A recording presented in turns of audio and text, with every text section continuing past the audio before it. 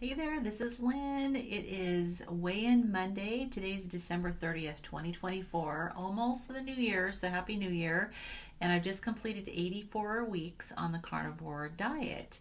And welcome to new subscribers. I hit 3,000 this week, so that's awesome. I have just been enjoying watching my little channel grow organically. Being on Kerry's live streams the last 2 weeks has definitely helped. Has given things a boost. That's something that's new for me. Is Kerry Mann, Homestead How, started a live Q&A with a panel from our Healing Humanity team members, and so enjoying it. It's really been interesting. It's been fun to do a live stream like that and to have questions come in and field questions. So that's been really enjoyable, and it's really nice to have some new subscribers and people that are interested in following my journey. So, welcome if you are new. Just to give a quick little recap, I have been on the carnivore diet since the very end of May in 2023, and I went on it even though I had a ton of weight to lose. I did not go on it primarily for weight loss. I went on it because I was considered totally disabled with mast cell activation syndrome, forced into retirement from nursing, and I was spiraling down and getting worse and worse, pretty much housebound, and reacting with my mast cell activation syndrome all the time to all sorts of things, the throat swelling, tachycardia, and head to toe symptoms, just at a baseline, always feeling like I was coming down with like a flu. And you've probably seen my skin. My rosacea was terrible. I'll put another picture up here somewhere. And my gut was in bad condition. I couldn't catch a deep breath. I was having heart palpitations, brain fog, bladder irritability. My bladder would just release its contents, bone pain, muscle pain, joint pain. I've gotten to the place where I actually forget a lot of the symptoms I had, but there really wasn't an organ system in my body that wasn't affected, and the fatigue was crippling. It was so severe, and I did have sleep apnea, and I was one of those people that I got a CPAP machine, and when I got the CPAP machine back in 2008, they said, "Oh yeah, this is going to just change your life. You're going to be so much better. You're going to have all this energy, and you're probably going to lose weight." That didn't happen. I did get a tad of bit of energy left, back, sorry, but I was still exhausted all the time. I didn't realize that I had mast cell activation syndrome. I don't even know if back in 2008 the condition even had a name. I think it might have been somewhere around there that it was slowly starting to come into the awareness of some doctors. But it took me basically from the time I started having symptoms, it took me 35 years to get an official diagnosis. So that's why I went into this, is because I could see myself becoming completely dependent. I was already almost there, and my family, and I didn't want to put them through that. I was really struggling with walking. I was in pain all the time, and so that's why I went on the carnivore diet. It was out of sheer desperation, and the results have been unbelievable, and the weight loss has been a happy side effect. So I do come here every Monday. I have a weigh-in every Monday, and I report on how I'm doing. And I use a smart scale. It's a Renpho smart scale, and the link is in the comments. Sorry, not the comments, the description. I'm tired, and I'll explain why. But I go over my metrics and show you what's happening, break it down. So I am tired, and we absolutely love our dog Max. He is the only remaining dog left of our little trio of dogs that we had. And for those of you who have been with me for a while, watch my earlier videos, you can see Gracie, who is my baby, and we had to put her down October of last year in 2023, and that was sad, but she made it very obvious that it was time, because she ended up with a cancerous tumor in her bladder that was growing, and she was so miserable. So we were able to make a quick decision with her. Max, on the other hand, he is 16. he has got doggy dementia. We have had a full physical with him several times. He's had an x-ray. He has no tumors, but he did develop colitis. So he had inflammation, rectal bleeding. He was starting to get like a rectal prolapse. That is getting better.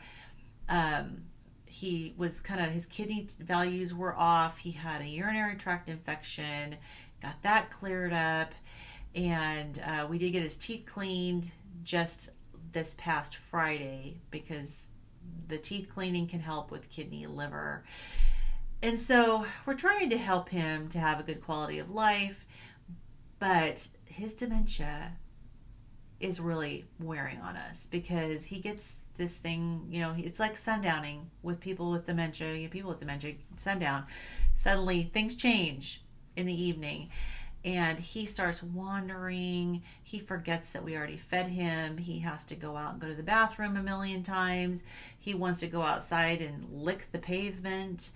And he gets us up a lot. So we have been trying to stagger our schedules a little bit to accommodate him.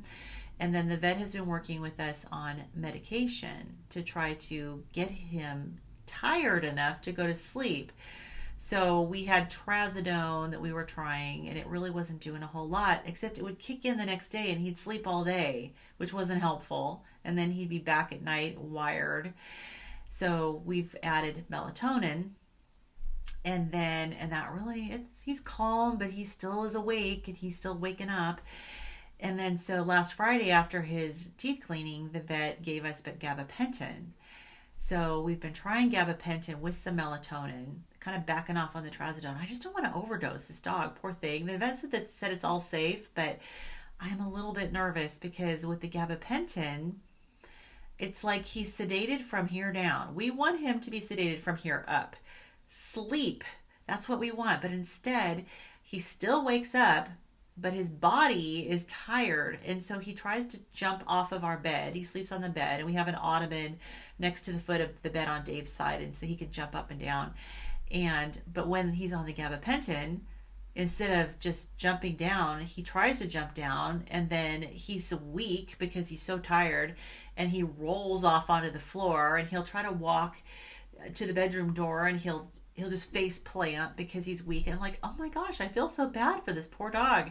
So I'm thinking, I don't think we can keep doing this gabapentin, because and it wears off, and he's better during the day, but first thing in the morning too, he's like groggy, his muscles aren't working, and he's slipping around our hardwood floors and face planting, and his hind legs are going out from under him. And as soon as it wears off, he's back to his normal self. So we're very tired, and we've been asking ourselves, when do we know when it's time? We don't want to do it for selfish reasons, but we are watching him to see about his quality of life. And he's always a little hard. It's always a little harder in the wintertime because he gets cold. So maybe we got to treat his arthritis. I don't know. If you guys have dealt with dogs that are old and have dementia and nothing else is wrong with them, and like, when is it time? Let me know. I'm leaving it up to my husband, because Max is pretty much his dog primarily. And so I made the decision with Gracie. We both made the decision with Ruby, who we lost quite a few years ago. And that was a hard one. But we just don't know what to do with our little Max. And we try to put him in the laundry room instead of just so he can't wake us up, but he barks. So last night, here's what I did last night. I know I'm rambling on and on about my dog, but here's what I did last night. My husband gets up at 1:45 in the morning to go to work. And so I got up with him, and I hadn't really slept because of Max. And so we figured, well, let's put him in the laundry room, but he's smart, so he'll know I'm still in the house. So when my husband left for work, I put on my coat, and I was leaving, and I had the back door open. I walked around through the backyard and came back into the house through the back door, and quietly snuck back to the bedroom so I could get some sleep. And then he woke me up barking at about 20 after 6. So I only got a few hours of sleep. It's like, do we really have to do this? I have to do this every night just so that I can get some sleep? I don't know. Anyways, okay. I've rambled on enough about that. But if you have old dogs, you probably can relate. So, anyways, I have been working on trying to eat more because I want to get my metabolism ramped up. I want to get my body to start using the calories that I eat and to quit hanging on to the weight and stalling. And so I think I've been pretty successful, but I found it difficult to eat a lot. I just am not used to it from all of the decades of restricting. So I'm slowly starting to ramp up what I eat, get more fat in my diet, and so it's finally working. So I'm really pleased. So I'm going to report on my metrics. You'll see where I'm at between last week and this week. But last week I've been slowly creeping down. It's like very, very slow, which is fine. I'm okay with that. But I just am feeling like I gotta get my calories up. And I still struggle with getting them over 2,000 calories. And so it is a battle for sure. But I'm working on it. I'm still eating my big breakfast. So that's good. Amy and I we're putting the very finishing touches on our fourth Carnivore Kids book. It is for Valentine's Day. And hopefully by the end of the week, it's going to be available on Amazon. Fingers crossed. But it is called How to Say I Love You. And it's a cute story, and then also some other little things at the end where it's a story about these kids that live in a town called Valentine's Way, and they only know that when you want to say I love you, you give sweet treats, candy, which is what we do for Valentine's Day, right? When we want to say I love you to somebody, we give them candy or chocolates. And so they threw a story that involves a sweet little old lady and her lost cat, this sneaky little cat that keeps hiding, and then she can't find this cat. This little lady named Mrs. Rose teaches the children that you can say I love you in other ways by helping others. And so it's a lesson learned through this cute story. And then the second half of the book is all these different examples of all these different ways that children can say I love you without involving food. Different things they can do to help others, and with lots of cute illustrations. So that's the book that we are almost done publishing, and so that will be available on Amazon soon. And so also I am going to be flying out to Arizona. The Arizona meetup for Healing Humanity is this Saturday in the outskirts of Arizona. So I'm going to be one of the speakers at the meetup. So I'm pretty excited about that. I am long-winded, and it's going to be a good exercise for me to keep it down to 10 minutes. But I'm really looking forward to that. Any of you that will be there, looking forward to meeting you. It's going to be really nice. I'm going to be excited to be there. So anyways, so with that, there is going to be no weighing in over the next 2 weeks. Sorry, I have to go get my image here with my metrics. But no weighing in over the next 2 weeks, because the last 2 times I have taken my scale with me on a trip to do my weigh-in on Monday, I have gotten these crazy, wacky numbers that don't make any sense. So I figured I am just going to see what my body does. I'm going to eat carnivore the whole time. Just because I'm traveling doesn't mean I'm going to eat anything other than I normally would. So we are staying in our timeshares. We have timeshares all over the place. We are WorldMark owners, and so we're staying in our timeshares, and they have kitchens, and so we're going to cook like we usually do and eat carnivore if we're eating out.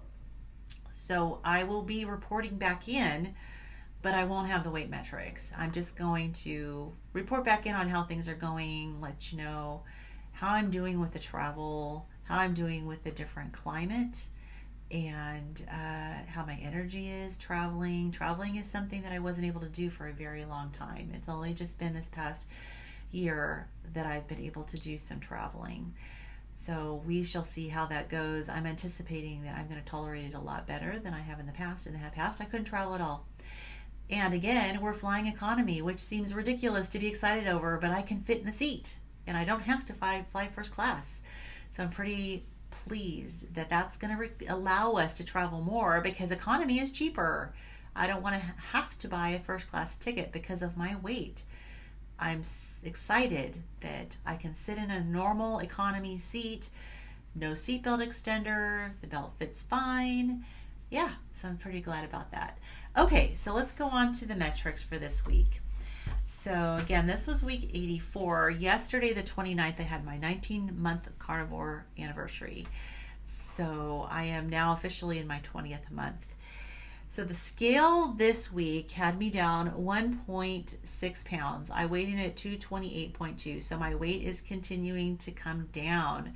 Still in the 220s, 2 weeks in a row. So I'm pretty happy about that. My fat-free body weight stayed the same. It seems to be wanting to stay at 125. Because I have been so tired with Max, I have not been exercising as much. Taking walks as when the weather is nice, and I have not been using my walking pad as much as I was before. I've just been so tired. So that's just, I don't know what to say. It's hard to exercise when you're tired, and exercise does help me a little bit, and when I'm not tired it helps me a lot more, but when I'm tired sometimes it can make me feel worse. So hopefully I'm going to get a little bit of sleep, and definitely when we're traveling and we don't have a dog with us, I'm really anxious to see how I do with actually being able to get a full night's sleep. My daughter and son-in-law are going to be house sitting for us. I hope they don't hate us by the time we get back, because Max is a challenge. Yeah, I'm a little nervous. Okay, so fat-free body weight stayed the same. My muscle mass went down by 0.2. Bone mass stayed the same. My muscle mass has been up and down, just a little, like 0.2 here and there. Metabolic rate is kind of hovering in the mid 1590s, so it makes me think I'm still not eating enough. And of course, my metabolic age, still 63. Again, it's not going to come down until I get more of these metrics in line. But with that said, look what came down another pound, my visceral fat. I am so excited because my visceral fat has been hanging out at 17 for it seems like the longest time. I started out at 30. So I'm very happy to say I've lost 14 pounds of visceral fat.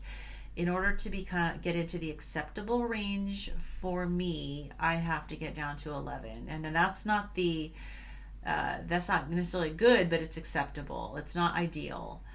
So I am now 5 pounds away from getting into the acceptable range with visceral fat. So I'm super excited. I hope I can hang on to that result, because in the 17s, it had gone up and down between 17 and 18. But this is the first week I've dipped down to 16. I'm so glad. I had to film a second video because I realized I did not go over my totals since the beginning, which I usually do. So since the beginning, when I first weighed in at the end of May of 2023, I have lost a total of 111.4 pounds. That is scale loss, which is fantastic.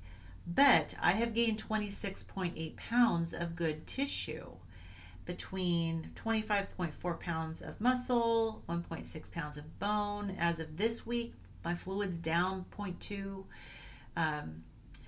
So my total fat loss since the beginning is 138.2 pounds. So I'm curious to see what happens in Arizona with me not weighing myself. We'll see if I finally get to that 140 pounds of fat loss. We shall see.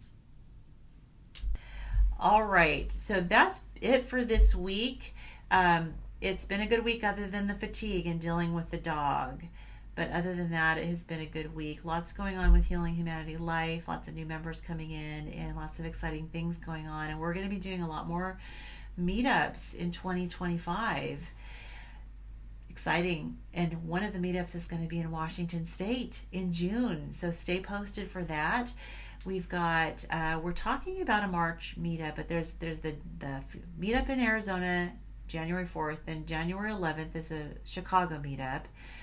And then right now we don't have anything planned for February or March. We're talking about one for March. Not sure yet the location.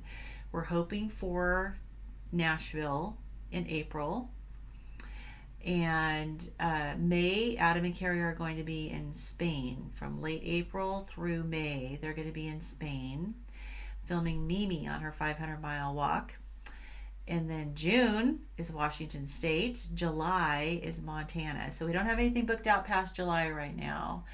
But the goal is to have at least monthly meetups. So hopefully we're going to get the whole year booked out and have a lot going on. And then the goal is to have the documentary done by the end of the year.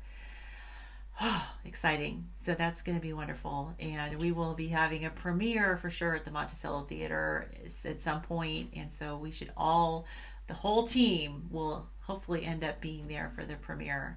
So I really anticipate 2025 to be an exciting year. And I hope that it will be for you as well. Let me know what your plans are for 2025, what your goals are, and I will see you in the next video. Bye-bye.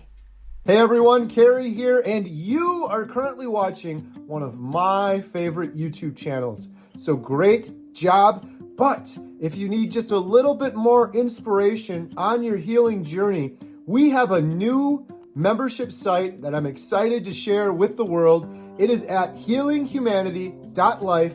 There is a link with a special promo code offer in the description below.